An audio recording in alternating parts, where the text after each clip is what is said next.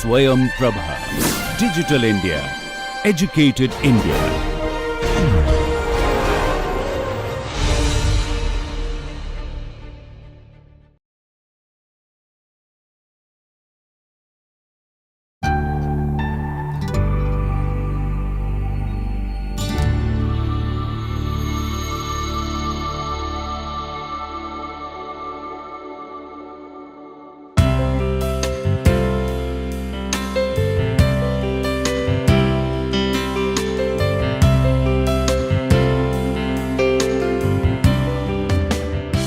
Dear participants, welcome to the second module of the 6th week. In the previous module, we had discussed certain critical considerations about the formation of ideology. In this current module and in the next one, we would take these discussions further and look at the works of Adorno and Horkheimer about the formation of identity. The work of Adorno and Horkheimer, in association with other critics of the Frankfurt School, had created various intellectual waves in the realms of theory, media, political science and philosophy.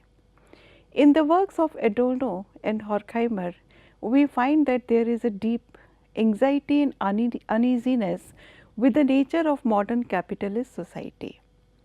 They were initially inspired by the Marxist analysis, and they viewed capitalism as being fundamentally unfair to people and also exploitative to the interest of the common people. They were Jews who had to flee the Nazi Germany during the preceding era of the Second World War, and they had sought shelter in the USA, where they had seen the exploitative nature of contemporary capitalist forces also. So, having witnessed the rise of fascism, the failure of socialism in the era preceding the Second World War Germany and the dominance of monopoly capitalism, we find that their work touches these contemporary trends in such a way that even in today's world their significance can be realized. Adorno felt that we have to move beyond the Marxist analysis and the Marxist emphasis on the means and modes of production alone, and felt that it was no longer able to account for various contemporary developments. He had been associated with the Frankfurt School. These were the critical theorists of society who wanted to propagate further the Marxist ideals.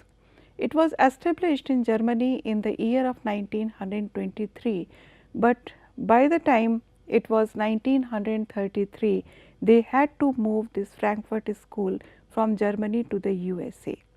They had been critical, and they means people who had been associated with the Frankfurt School were critical of industrial and capitalist societies, but still they had to seek shelter in a capitalist society for survival. They had focused on the interconnections between culture, economy, psychology, media and other factors which they considered to be vital for the functioning of capitalist state. Adorno particularly is known for his influential book Dialectic of Enlightenment, which was written and also published in 1944, but it was published in a reworked edition in 1947. Adorno and Horkheimer had developed the notion of culture industry in this book to describe how culture and consequently the minds of the people are also produced industrially. Adorno and Horkheimer viewed mass culture or the popular culture as a means of social control and mass deception. They had given the title culture industry because they felt that it has been influenced by the contemporary developments of industrial forces. They also saw the culture industry as a tool of mass deception, and they viewed culture primarily not as an evocative response of human beings, but as an industry which is being managed in the same way as any other contemporary industry, say in steel or in any other production house.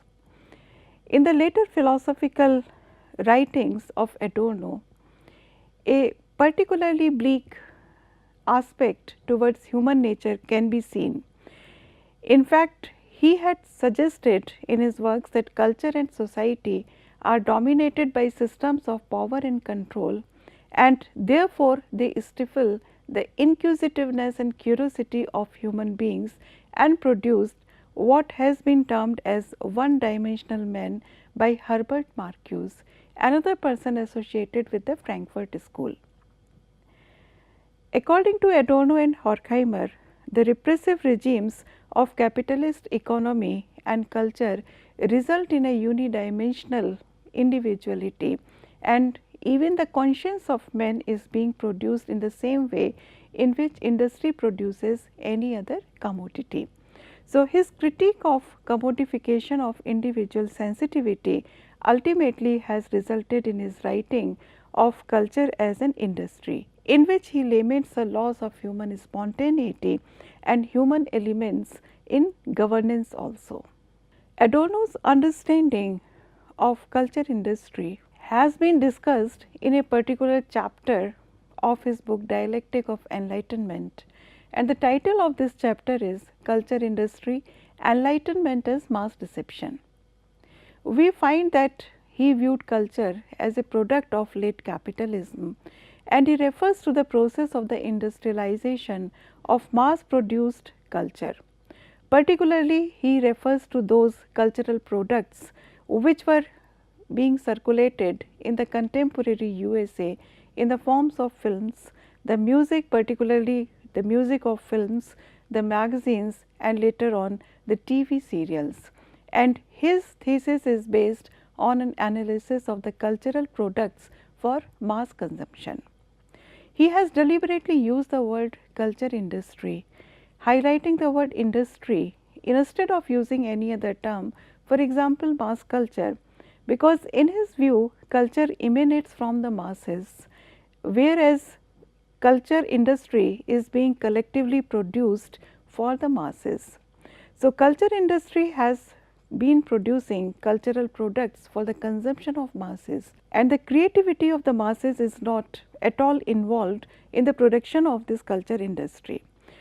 On the other hand, Adorno had viewed that the culture industry of his contemporary world viewed people as consumers, and therefore entertainment industry has become a producer of certain goods which is being desired by the consumers. He has used the metaphor of industry to explain his idea of culture industry in a better manner, and he has drawn comparisons with the assembly line model of production, in which the individuality of goods, the individuality of the people who are producing a particular good is lost, and there is an emphasis on a sequential production, the continuity of the production, ensuring that a similar nature of goods are being produced ultimately with the help of the assembly line. So, in the same manner, Adorno and Horkheimer feel that entertainment and leisure has ultimately been taken over by a capitalist method of production. In fact, a particular critic, Dorland, has suggested that in the views of Adorno and Horkheimer, leisure has the same rhythms, the same pace, the same simplification and illusions that of work, and therefore we find that in Adorno's criticism, easy pleasures have been rendering passivity and docility. In his opinion, the entertainment which is being passed on to the individuals by the culture industry does not appeal to their intellect. It also does not abet any curiosity in their mind. On the other hand, it makes them passive viewers. At the same time, he suggests that the false needs are also being generated among the viewers by the culture industry, so that they can be satisfied by parallel productions of the capitalist world. Mass culture, according to Adorno and Horkheimer, is a detriment to real art, which requires a better intellect and also an inquisitiveness to produce and also to view and enjoy and understand. If we look at the idea of enlightenment as mass deception in historical context, we find that Adorno and Horkheimer had responded to the failure of the notion of enlightenment when they were talking about the culture industry.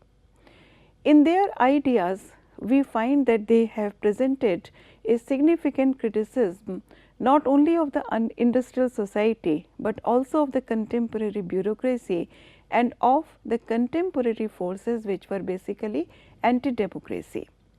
In his critique of industrial society, Adorno says that the production and development is not there anymore for the general welfare, rather it has sustaining itself on the manipulation of working life, and the idea of production and development is linked with the maximization of profit instead of ensuring a general welfare of the masses, and therefore it leads to an exploitation only.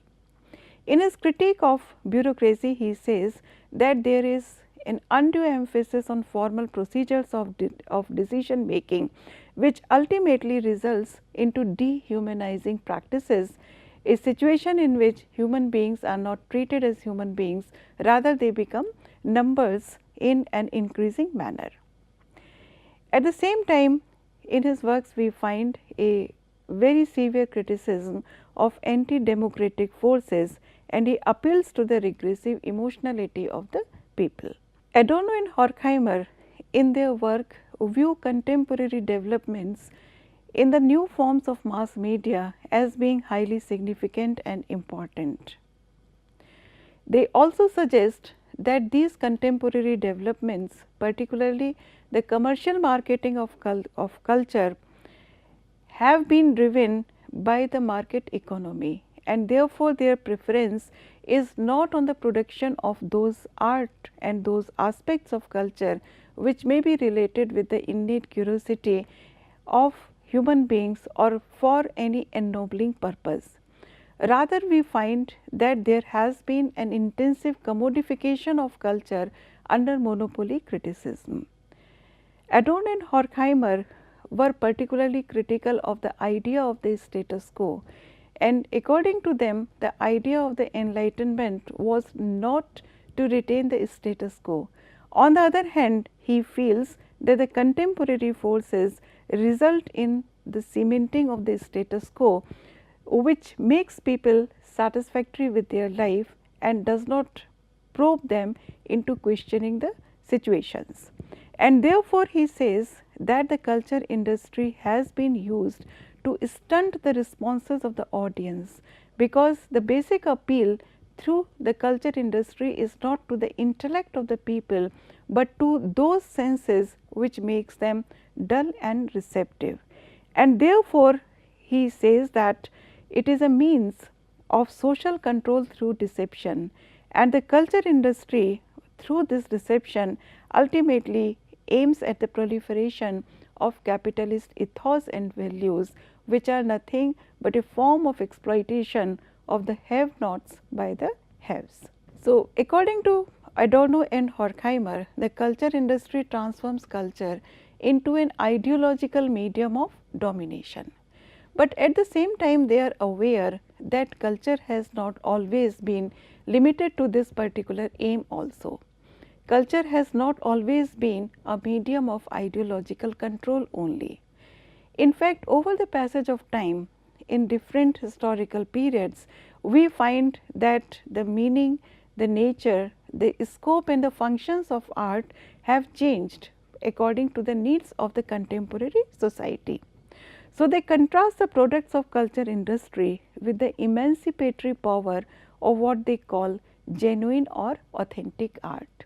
So, in the works of Adorno and Horkheimer, we find that there is a clear contrast between a product of the culture industry and what they perceive to be as a genuine or authentic art. So, in their criticism of the commodification of art which is being perpetuated by the culture industry, Adorno and Horkheimer are critical of its impact on human society and ultimately its impact on the human consciousness. In order to support their idea, they have presented different arguments. A major argument which has been presented by them is about how the culture industry takes on the appearance of artwork through its different products. In fact, the idea of the culture industry is to earn only profit because it is a market driven industry like any other industry. So, it has to thrive on earning profits. On the other hand, authentic art does not have this particular aim only.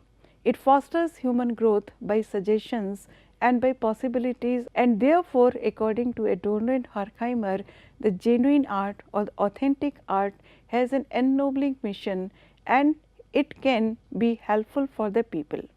And therefore, he has contrasted it with the products of the culture industry which only have the profit motive behind them. Another criticism which he presents in the context of the culture industry is that even the genuine art has become commodified in this contemporary culture.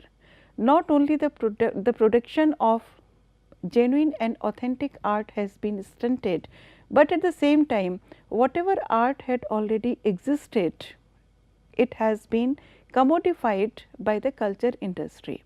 And he analyzes how the works of Beethoven or Mozart or Wagner may be used in fragmentary forms and may be included either in advertisements or in different other types of media to serve a particular purpose which has been dissociated by the context of the original art. So, decontextualization of the art results into commodification in the contemporary culture industry.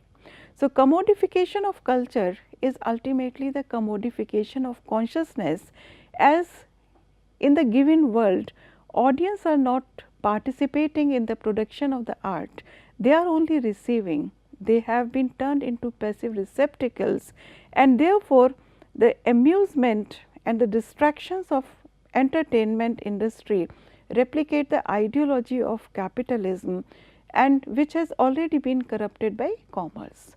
Adorno and Horkheimer feel that genuine art has been replaced by the culture industry and therefore, it would have a corrupting influence not only on the way people spend their time, but also it would have a negative impact on their consciousness. They also say that it also produces submissive and obedient creatures out of consumers, because the distractions which are being provided by the culture industry hide the real conditions under monopoly capitalism, and the real conditions under monopoly capitalism remain to be exploitative in nature.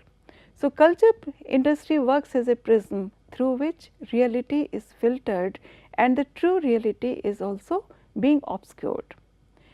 They also feel that amusement under the culture industry has become an extension of labor and it does not provide any true entertainment. It aims at the cultivation of certain desires which may not be the genuine ones, but which may be absolutely artificial and created, but these needs and desires are created to promote the sales of certain products, and fulfillment of these desires also brings no real happiness, as desire has been imposed upon the people through advertisements.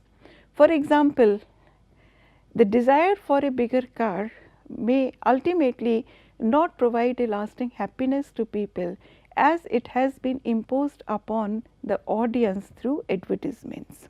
So, they repeatedly supply formulaic products that are very similar to each other, and the difference in these products occurs only in minor ways, and fundamentally all these products remain the same. They remain more or less identical with certain cosmetic differences within. So, the idea is that the culture industry aims to get a response with minimum mental and intellectual efforts, and therefore, ultimately in the long run it also makes us fearful of innovative and genuine things. So, it produces a climate in which the audience are receptive of commodified art and become fearful of the challenges of genuine art, and thus it stunts the growth of human beings and produces submissive and obedient creatures out of the consumers of the culture industry. Adorno and Horkheimer have also written in detail about autonomous art, which they have contrasted with the culture industry. A central argument in Adorno's writing is the idea that under certain social conditions, art can provide an alternative vision of reality. Autonomous art or the genuine art has the potential to highlight the inequalities and irrationalities in our societies by challenging the status quo. It can create an ideal version of humanity. It can also provide a vision which is emancipatory for the people, but they also feel that the radical character of autonomous art should emerge not through the content only, but also from the form which it takes in the expression of individual creativity. So, according to Adorno, art is autonomous and emancipatory only when it is not a subject of any specific demands, only when it is not being governed by any motive of profit seeking only. On the other hand, he says that the products of art under culture industry are functionless. They do not have any emancipatory vision. They also do not perform any socially useful function, and they are produced for their own sake, so that the capitalist idea of profit making can be completed. They have also written in detail about how and why culture can be transformed into a tool of domination. According to Adorno and Horkheimer, free proliferation of cultural products had come to an end under monopoly capitalism because of new techniques of production and distribution, and therefore they represented victory of instrumental reason over the role of culture. So, according to them, the commodification of art is a natural corollary to the contemporary world in which the industry was progressing, and it has ultimately delinked art from its ideological role. So, there has been a loss of autonomy, there has been a loss of the critical edge which an autonomous art used to possess. There also has been a loss of freedom and individuality under the growing influence of contemporary capitalist and anti-democracy forces, and the subordination of art to the logic of monopoly capitalism has turned culture into a tool of domination, which is being produced to create a particular type of mindset among the people and to promote consumerism, so that the basic aim of capitalist forces can be completed in the society. The characteristics of culture industry products have also been listed by Adorno and Horkheimer. There is a certain standardization, there is this idea of formula based production in which things are same, and the repetition of a particular action of assembling them also gives a quick pace to the production, and therefore the production is quick and it is also standardized because it is being produced at the level of a bulk, and therefore because of the sameness and repetition and the standardization and mass production, we find that there is a homogenization. Sometimes it may seem that there is a claim to individuality of these products also, but Adorno and Horkheimer feel that it is only a pseudo individuality, because basically these products are the same. So, they lack diversity, and the illusion of choice is also deliberately created. Basically, according to them, these products are the same with minor differences. There is a sense of interchangeability also. If this product is not very good, it may be easily replaceable with a similar type of a product. So, the choice does not become a genuine choice. In fact, the consumers or the people are only given this illusion that they are capable of choosing something. So, the artificiality of culture industry products ultimately leads to a particular type of psyche, which also stops the appreciation of the creative and intellectual challenges of genuine art. The differences between culture industry and autonomous art can be easily explained with the help of this table, and we find that culture industry is inauthentic or artificial, whereas autonomous art is authentic and original. Whereas the culture industry is formulaic, identical, there is an illusion of individuality, etc. We find that the autonomous art is just the opposite to it.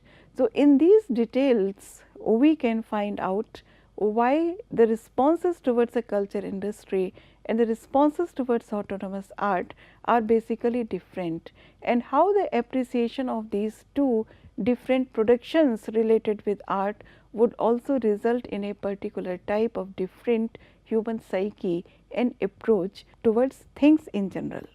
Adorno and Horkheimer also feel that the rise of culture industry results in standardization and rationalization of cultural products, because it weakens the ability of individual to think critically and independently.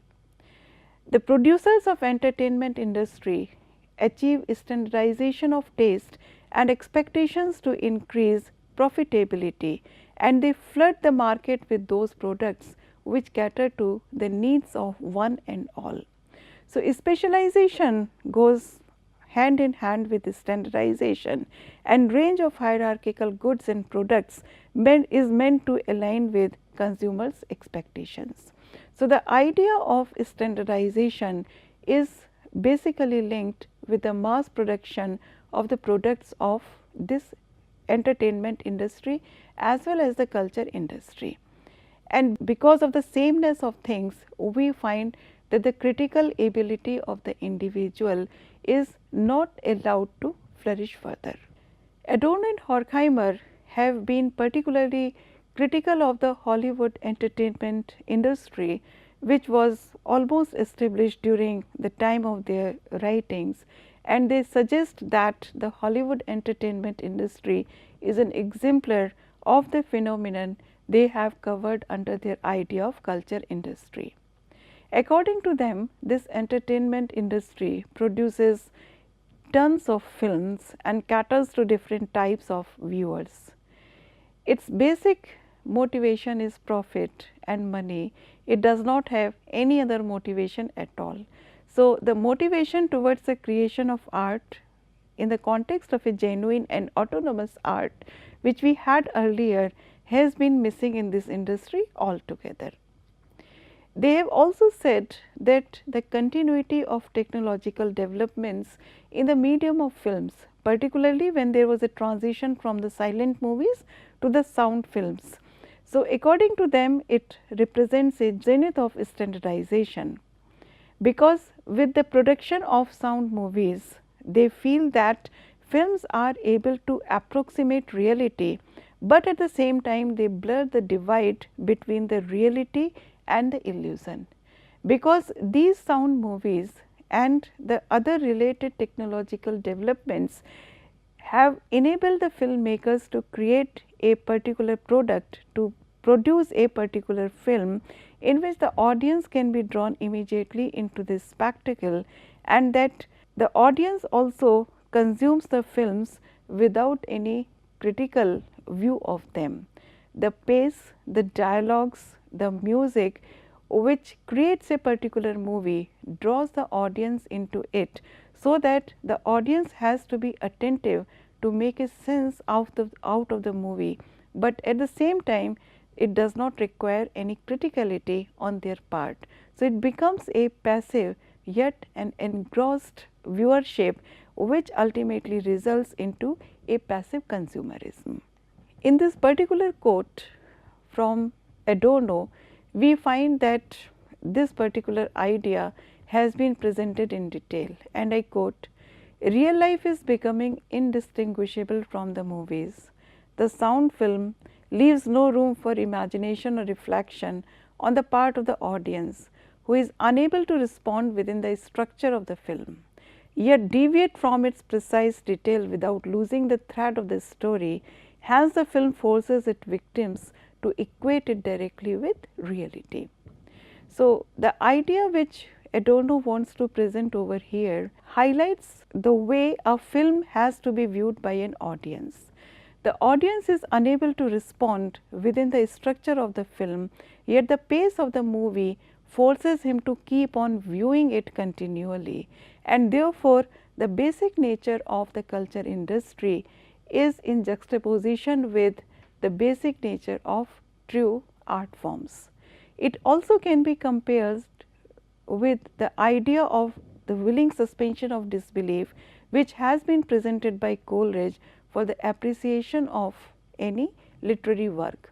In the ideas of Coleridge, we find that even though a sense of acceptance of fantasy and fancy is there, but at the same time the critical faculty of the audience or the readers are fully involved in the process of reading and appreciating.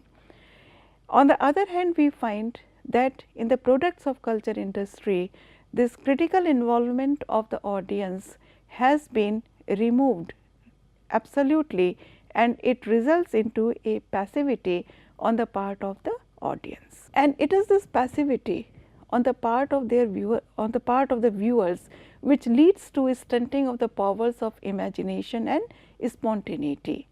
It results into a particular climate which is not an effect of any psychological mechanism, but it is an effect of the nature of the product itself.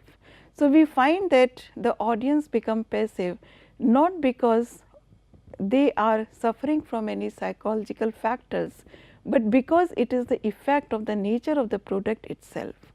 They are so designed, and I quote, that quickness, power of observation and experience are undeniably needed to apprehend them at all, yet sustained thought is out of the question if the spectator is not to miss the relentless rush of facts. So, we find that the nature of the product itself ultimately stunts the power of imagination, spontaneity and the criticality in the audience. According to Adorno and Horkheimer, the system generates consumers as far as the context of culture industry is concerned. These are the workers and employees, the farmers and the lower middle class, and the cultural production by this industry, which ultimately is a capitalist production, has confined them all together, body and soul, that they have become absolutely victimized by them. And I quote from their article, as naturally as the ruled always took the morality imposed upon them more seriously than did the rulers themselves, the deceived masses are today captivated by the myth of success even more than the successful are. Immovably they insist on the very ideology which enslaves them. So, we find that Adorno and Horkheimer want to suggest that the culture industry is a product of a particular ideology. It enslaves the people, but people somehow have been goaded into thinking that it is not their enslavement, but it is their independent choice. In their further discussions on the film industry and music as well as advertisement, we find that Adorno and Horkheimer have continued with the same ideas. These ideas will be discussed in the next module. Thank you.